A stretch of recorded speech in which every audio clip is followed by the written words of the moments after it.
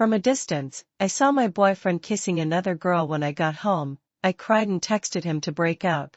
He called right away, sneering coldly. If you've got the guts, say that to my face. Let's break up, John. I sniffled, typing out the words. Then wiped the tears that had dripped onto my phone screen the second I hit send.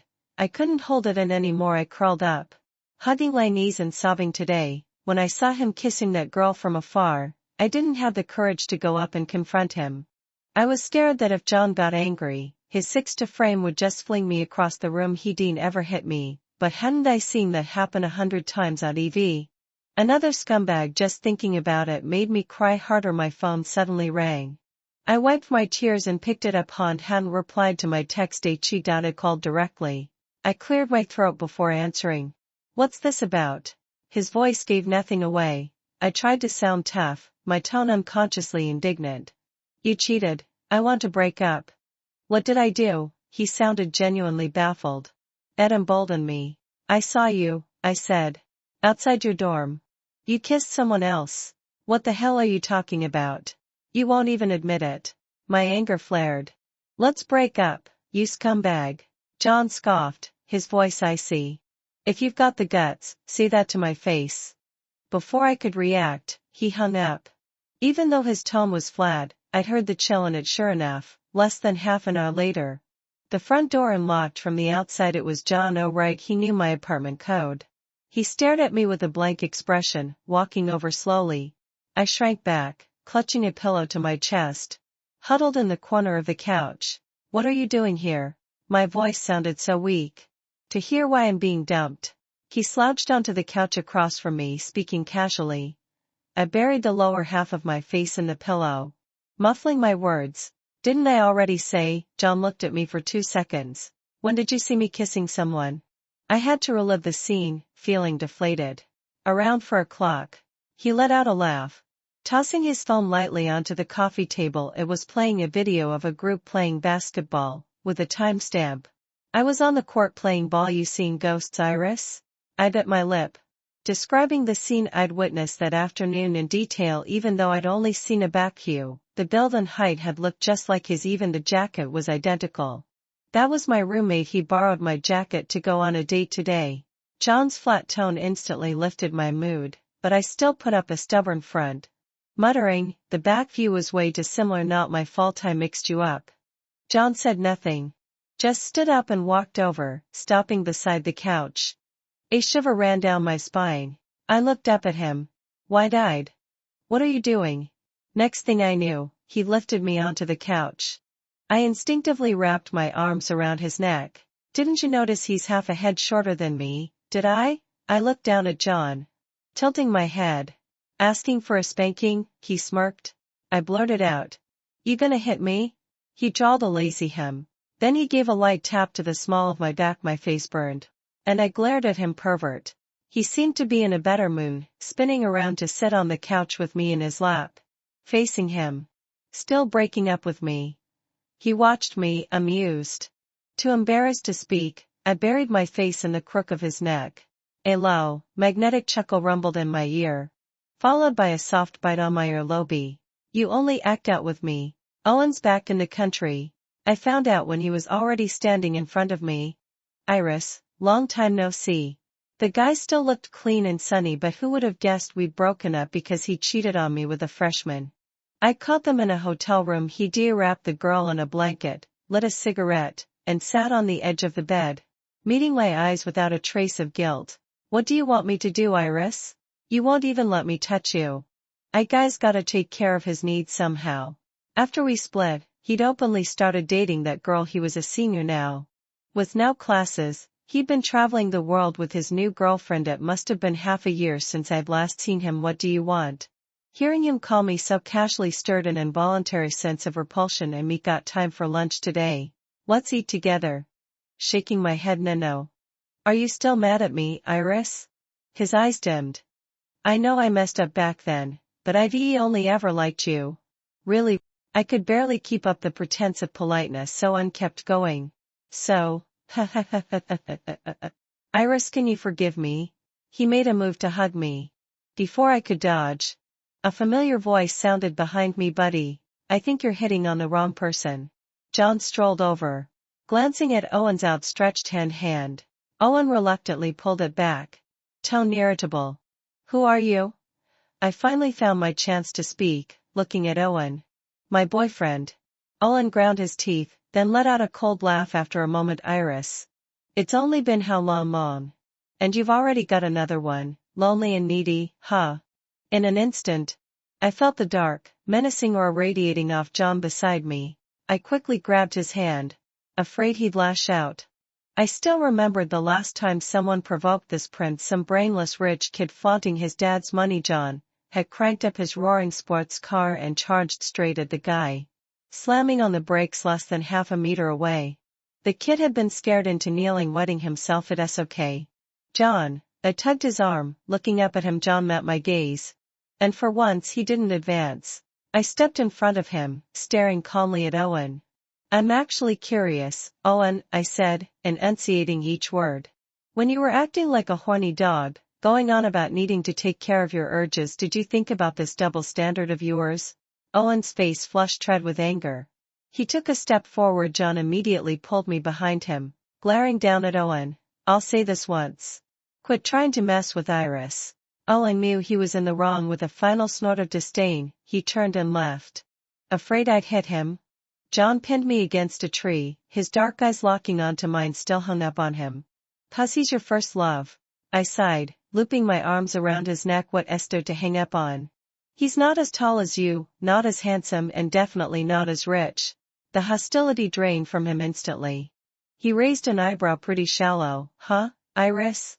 I admitted it freely. John spoke slowly, drawling, I'll show you something deeper later. What? I froze, confused. His breath fanned my ear as he chuckled. Once we're married, I'll show you what real fun is, then you'll know that. I realized what he meant. Pinching his arm and glaring, bastard, nothing but dirty thoughts. I tried to kick him away, but he pinned me back against the tree effortlessly. John cupped my cheek, leaning in to kiss me. I clamped my teeth shut, refusing to open up. He wasn't in a hurry. He kissed softly, lingering. Then his hand slid from my neck to pinch my earlobe. I shivered, my lips parting involuntarily, and he slipped his tongue in. By the time he pulled back slowly, teasingly, pressing light kisses to my lips, I was gasping for air. How long have we been together, and you still haven't learned to breathe? I wondered the same. Why did he still make me blush every time he kissed me? I'd never seen John that violent. It was unsettling, like if he'd had a knife, he might have stabbed Owen that night at the club dinner. Owen, former president, had shown up. Surprisingly, he didn't say a word to me the whole time, like we were strangers. I'd been relieved, but by the end, when most people had left, Owen was drunk. On the way back, taking advantage of the empty late-night streets, he'd grabbed my wrist, claiming he couldn't walk, and insisted on staying at the nearby hotel. I tried to yank my wrist free, but his grip didn't budge. Iris, he slurred, staring at me. You've definitely slept with John, right? Quit acting pure. We were together once. What's wrong with one more time? My wrist throbbed from his grip. He dragged me a step closer. Owen, you're drunk. Let go. He ignored me, hauling me right up to the hotel entrance. John had been dining with his roommates nearby. I didn't know if he'd left yet, but I couldn't reach my phone to call him. I was nearly in tears, panicking, when I spotted John, his roommates in the distance. John. The second he looked over, my racing heart settled. It was late, so he'd probably had a few drinks. When he saw what was happening, his face darkened. He grabbed a chair from nearby, marched over, and without a second's pause, smashed it against Owen's back. My wrist was finally free. Owen, already unsteady from drinking, crumpled to the ground. Did I not warn you? Stay the hell away from her. John's voice was ice cold, eerily calm. Owen lay there, groaning in pain, but still taunting, pushing John's limits. He squinted up, scoffing. Your girlfriend, please? I was kissing her before you even knew she existed. John said nothing. He picked up an empty bottle nearby and smashed its tray down on Owen's forehead. Today, I'll teach you a lesson you won't forget. He dropped the words softly, then reached for the chair again, advancing on Owen. The calmer John sounded, the less rational he was. John, I stared at the blood seeping from Owen's forehead.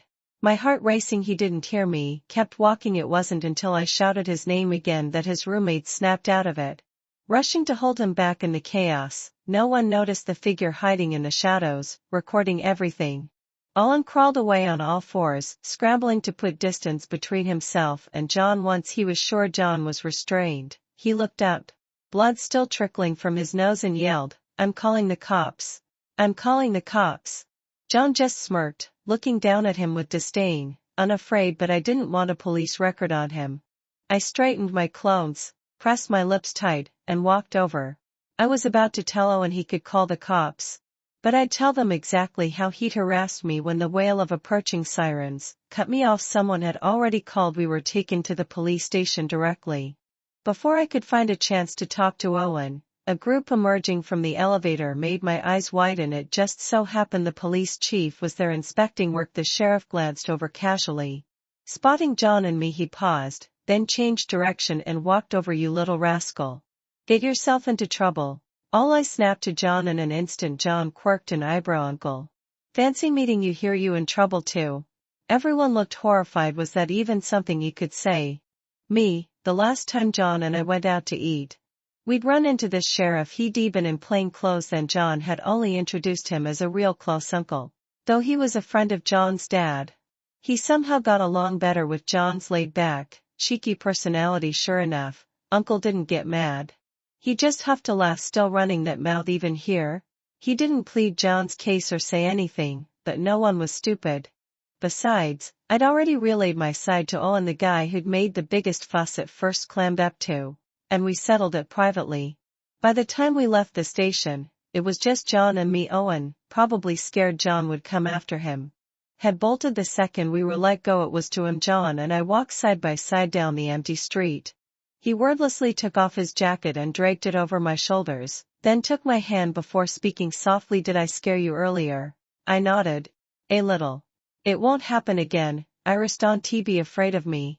Looking up at this six-stood guy, obviously downcast, like a lonely person, I stopped. I stepped up onto the small curb beside us, meeting his eyes level. I cupped his face in both hands, saying each word slowly. "I'm not scared of you hitting someone. I know you did it for me." He pressed his lips tight, saying nothing. I went on. "I'm just scared you'll get a police record over hitting him. It's not worth it for that scumbag, okay? Chen?" I even gave his head a little shake. "So no more of this. Promise me, John." He dropped his gaze, nodded, and pulled me into his arms. "Okay. I promise." John, who'd been calm and unapologetic at the station, still acting like he owned the place, was now tiptoeing around, worried I might fear him. My heart ached a little. I snuggled into his arms, nuzzling gently in the quiet. Owen's taunt popped into my head. "I was kissing her before you even knew she existed." I hesitated. He'd ever asked. Never acted like it bothered him, but I didn't want him bottling it up. I pulled back from his arms to look at him. "Owen was lying today. Don't take it seriously. I dated him less than 2 months. The worst he ever did was hug me once." John caught on immediately. Chuckling, he lifted a hand to brush my lower lip, buttering me up. My face heated. I blinked, admitting it freely. "Yep, I really don't care. Even if it weren't true, it wouldn't matter." His eyes were earnest, plain to see, but not caring didn't mean no jealousy. I couldn't help teasing him. "Is that right?" I tilted my head, grinning funny. I could have sworn someone's face clouded over after Owen's little speech, like he was about to. Before I finished, John clamped a hand on the back of my neck and bent to crash his lips against mine. It was rough, intense. The silence around us made the sound of our gasps and quiet moans feel loud. I couldn't breathe. Pushing at his chest twice, he finally pulled back. John buried his face in my neck, saying nothing. After a while, he spoke, voice still gruff, but I detected a note of grievance in his tone. "I didn't smoke for 2 days before kissing you, Yinendo. Hell, I had no clue what I was doing. Scared my first time to be shit for you." I thought back to that day, our first kiss, both of us fumbling. When our faces drew close, lips brushing warm, John hadn't known what he was doing either. That first kiss was clumsy, awkward, a shy exploration. The video of John hitting someone quietly showed up on the school's online forums. The story simmered unspoken when I first heard. All I could think about was John misunderstood, attacked by people who didn't know the truth. But when I clicked on the video, I realized the poster had subtly pointed the blame at me. The title was clear. Ex and current boyfriend brawled as this girl played both sides to show off her charm. Casey's back from her leave. I picked up a unknown call. It was Owen. Who's that? I asked. She says he drew it out. Like he was hunting for the right word, the one John can never say no to. I didn't bother replying. Listening to someone with an agenda badmouth my boyfriend. Then doubting him, was I hit with a stupidity debuff? Owen didn't seem surprised by my silence. He laughed. Rumors about you are blowing up at school. Has John called? Texted? Anything? I scoffed. Don't you worry about my boyfriend. You should worry about your explanation before I get the security footage to clear myself. Last time I'll say this, leave me alone. Being with John must have rubbed off. I hung up. Then called John. No answer. Hardly a shock.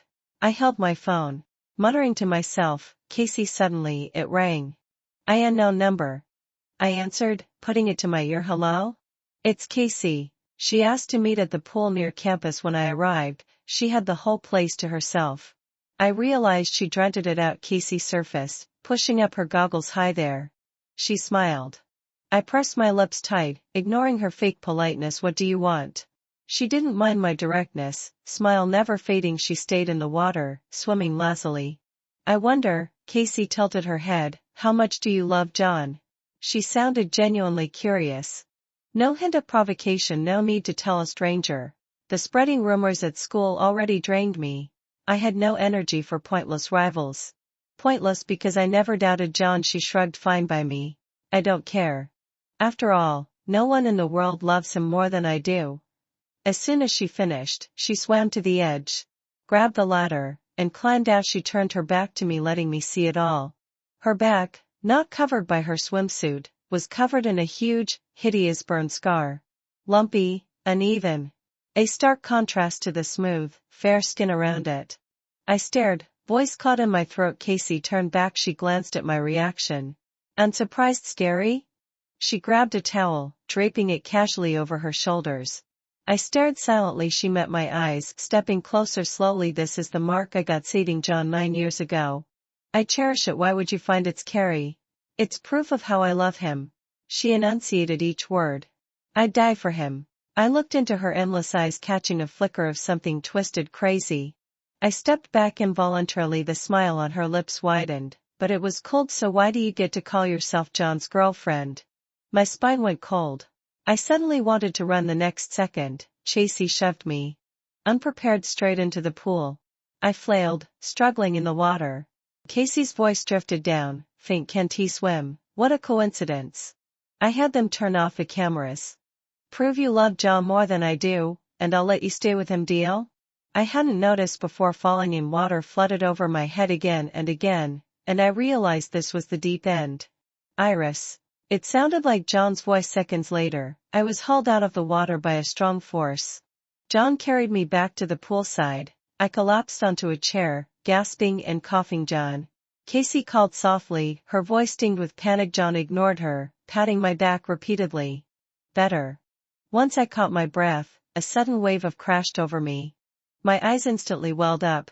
But I held back, just staring at him, speechlessly, afraid that if I opened my mouth, I'd burst into tears. That tendency of mine to burst into tears flared up the second I laid eyes on John. John, disfurrowed brown, ever relaxed. He lifted a hand and pulled me straight into his arms, his hand stroking the back of my head. It's okay, with a third person watching. I didn't linger in his arms long. I pulled back quickly, sitting up on my own. Still hurting? John knelt in front of me, wrapping a towel around me. I shook my head. Didn't he swallow much water? Lucky he'd come in time. He nodded, taking my hand to lead me out. Not a single glance at Casey. John. Casey raised her voice. Are you getting mad at me? For an outsider? I gritted my teeth. Who asked? The outsider? John stopped, turning to fix her with a flat look. His voice was emotional. Is the only reason I put up with your nonsense this long is that fire. Nothing else. He smirked faintly. But I've been thinking the past few days. How did my study catch fire? Exactly. Out of nowhere. Casey's face paled visibly. What are you implying? John let out a hollow laugh, said nothing more, and dragged me away as I stepped out. I glanced back. Casey was still standing there, frozen. John walked me to my dorm building. his hand never leaving mine, but he didn't say a word. Not until we reached the entrance. Go up and shower. Change clothes. He let go, pulling a plastic bag from his pocket. I'll grab you some cold medicine. Just in case. I studied him for a second. Something felt off, but I couldn't put my finger on it. Okay. I didn't press. Just nodded after showering and drying my hair. John still hadn't called. I checked the school for him. Surprise, that video was gone. John was in computer science. That thought hit me first. I wandered to the balcony, glancing down. There he was, standing below. A cigarette between his fingers. He looked like he'd been there a while. His tall figure seemed unnaturally quiet. I slipped on my slippers and ran down. John saw me emerge, crushing the cigarette under his foot. All clean, I nodded. He lifted me onto a nearby step, bringing me eye level, then pulled me into a tight hug, nuzzling my neck. My chin rested on his shoulder. I wrinkled my nose. A faint smell of tobacco. Something I hadn't noticed in ages on him. John rarely smoked since we'd been together. And never around me. I mumbled his name. John. What's wrong? He paused, then pulled back slowly, his dark eyes locking onto mine. He apologized for Casey dragging me into her mess. For letting her weaponize saving his life to keep him from stopping her. I sighed. There it was, guilt. Guilt for staying quiet, for not defending me like a boyfriend should. John softened his voice as if soothing a child. Don't be scared, Iris. She won't bother you again. I blinked. Iris? This was the first time John had ever called me that. I tugged his sleeve, pulling him closer. I might forgive you if you kiss me. John's Adam's apple bobbed. His gaze turned dark. Unreadable where? He trushed to my ears. I stared at him, flustered, unable to answer. He leaned in, brushing my cheek lightly, then pulled back, raising an eyebrow. Here? I stayed silent, blushing. John kissed my nose. Or here? He'd shot to my head. I tilted my chin, pressing my lips clumsily to his. Here, John's voice dropped. Rough, okay. He cupped my jaw, kissing me. Slow, lingering. Nothing like our usual an apology. Clear as day. We stayed like that for ages. John explained his silence. These past 2 days, Casey's leave was actually a hospital stay. Complications from the fire. As soon as she was discharged, John's mom forced him to spend days with her while he slept. Casey had his phone taken, but John wasn't a kid. He'd broken free after a day and a half, racing back. By evening, John finally let me go. Iris, remember to take that medicine. He held out the bag. I stared at him. Not taking it, what? My lower lip jutted out, complaining. It's Iris, don't mess it up. He laughed, leaning in to nuzzle my nose. His eyes locked on mine. Iris. His breath fanned my lips. I blushed. Damn it, Casey was the most twisted person I'd met in 20 years. Bar none. She did die for John. And risked his life to cling to him. That fire in John's study. Conveniently, the door jammed. He and Casey, who'd been visiting, were trapped. Flames spread. John swung a golf club at the lock, not noticing the burning bookshelf behind him, teetering as it crashed toward him. Casey shoved him aside. She didn't escape in time. Her back was seared. Everyone fussed over their injuries. When asked, Casey blamed a lighter explosion. No one questioned it, no one but John. Lately, why would a 13-year-old boy have a lighter in his study? He hadn't started smoking then. People assumed a maid had left it. No one suspected Casey. She was 12. No one. The whole thing didn't hold up to scrutiny. Neither did Casey, especially when it came to John. 9 years had made finding evidence tough, so John chose to ask Casey directly. At first, she clung to her denial. John didn't press. Instead, he took her to a movie theater. Booked the whole place. Casey, thinking he'd bought her story, went along cheerfully. Halfway through the film, John suddenly said, Iris and I had our first kiss. Here, this seat. Casey froze. I stole it. John added, I don't want to hear it. Casey's voice strained with anger. John ignored her, rambling on like he was sharing a trivial story. Her profile. Couldn't stop staring. She looked so cute. I just had to kiss her. You know. Just a peck on the cheek, and she blushed like a peach. Then ISAIDIDONTWANTETOAT. Casey shot up, her shout echoing through the empty theater. Hearing this part, I silently applauded John's call to book the place. Crazy snap anytime, anywhere. Tell me what you see in her, John. We've known each other over a decade, we're childhood sweethearts. John slouched in his chair, letting her spiral. My childhood sweetheart never almost killed me. Casey hit her breaking point, yelling, I never meant to kill you. You were moving, I just wanted you to stay.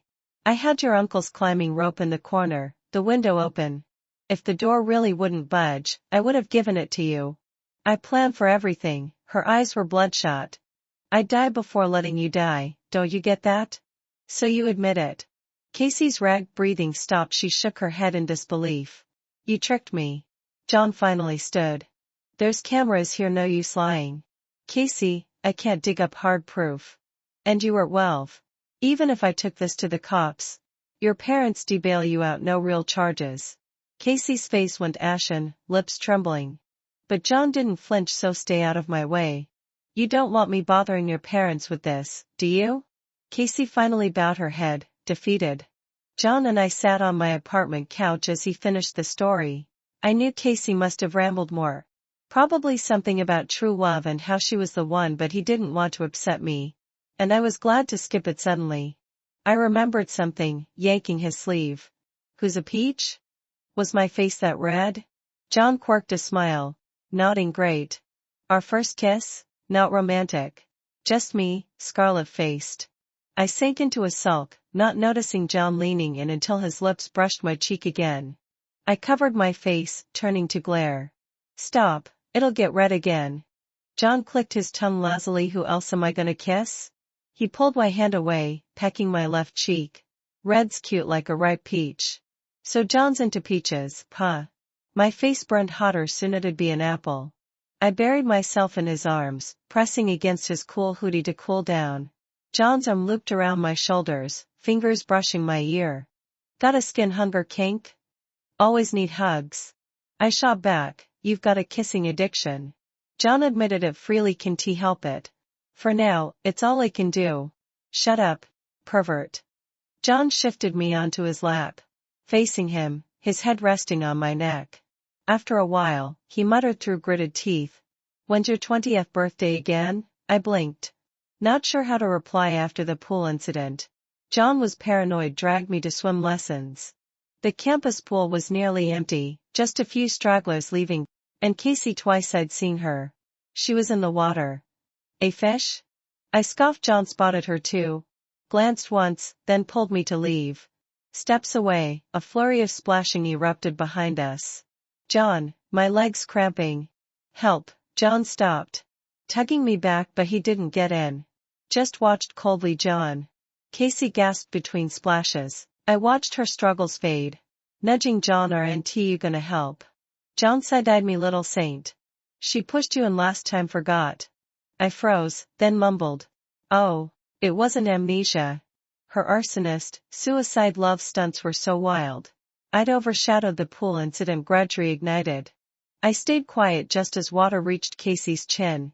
John casually called the lifeguard. Perfect timing. Enough misery, no real harm. Casey coughed up water on the deck. I felt zero sympathy. Whether it was me in the pool or John in the fire, we'd barely escaped. Did Casey really mean to kill us? We'd never meant to. Casey took the hint though. Word soon spread. Shed transferred abroad. Owen, hearing she was gone, snuck back to stir trouble using a fake account. He dredged up that old video on the forum, bashing John's violence. Few dared openly cross John, most just gawked. John didn't care. But I did.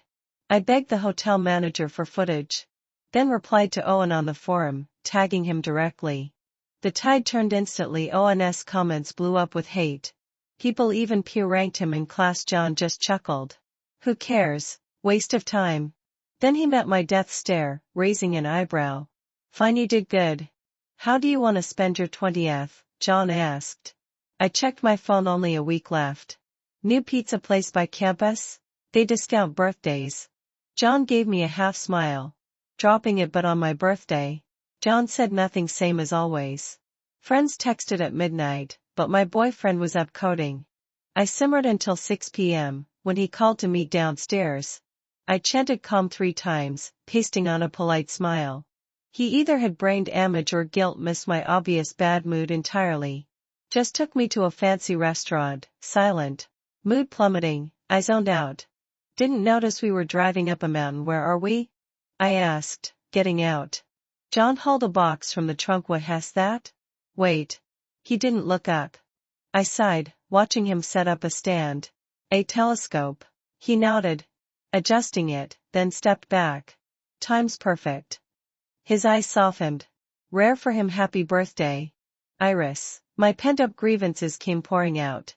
It's almost over. You were born at 10:47 p.m. Meet Ness just now. He frowned, like recalling a fact. I stopped sniffling. Turns out he called my dad for the exact time. I'd sulked for nothing. He finally noticed my mood, stepping closer. Mad? I pouted. Thought you forgot. Bullshit. He scoffed. I forget my own birthday before yours. Then why didn't you notice I was upset? I barely talked. He faltered. Sorry. Was thinking about something else. Oh, great, thinking about other things while with your girlfriend. Still mad? What things? Tonight's weather. He pulled me to the telescope. See anything? Stars. He nodded toward it. Look again. I stared longer. Then jumped back. A heart. The constellation curved into a perfect. Hear the smirked. Lazy yours alone. I gaped. John explained. He bought naming rights to 6 bright stars in that cluster, christening them with my name plus a string of numbers. Spent all day checking the forecast, terrified clouds would ruin it. You can buy that. He scratched his brow in a way. All irritation vanished. I tackled him in a hug. Hiding my grin, John hugged back. His breath warm on my ear. So, can I have a chance to propose to 20-year-old Iris? I kissed his cheek, meeting his eyes. I held the whole sky, including that heart of stars. My voice carried on the wind, through the valley. Yes.